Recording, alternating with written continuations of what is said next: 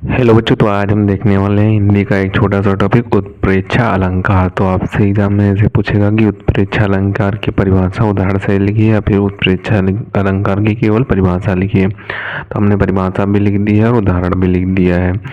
तो हम परिभाषा सबसे पहले आपको समझा देते। तो परिभाषा में दिया हुआ है कि जहाँ उपमेय में उपमान की संभावना या कल्पना की जाए वहाँ उत्प्रेक्षा अलंकार होती है। यानी कि जो प्रस्तुत होता है, उपमेय का अर्थ होता है प्रस्तुत और उपमान का अर्थ होता है अप्रस्तुत। जहाँ जो प्रस्तुत होता है उसमें अप्रस्तुत की संभावना या कल्पना की जाए वहाँ पे उत्प्रेक्षा अलंकार होता है। तो उत्प्रेक्षा अलंकार को पहचानने के लिए कुछ शब्द दिए हुए हैं।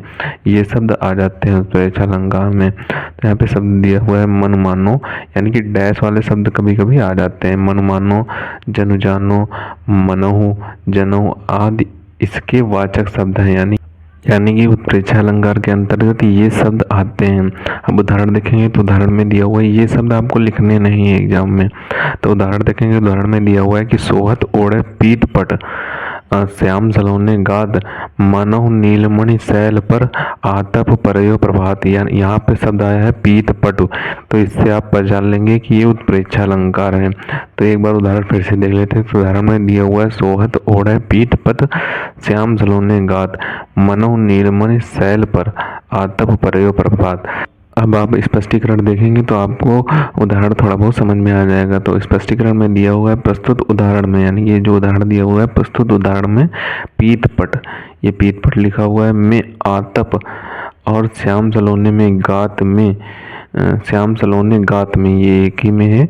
श्याम सलोने गात ये जो लिखा हुआ है श्याम सलोने गात में नीलमणि शैल की संभावना प्रकट की गई है, अतः यह उत्प्रेक्षा अलंकार है। यानी कि जो पीतपट है ये, इसमें आतप की संभावना प्रकट की गई है और श्याम सलोने गात में नीलमणि शैल की इसकी संभावना प्रकट की गई है।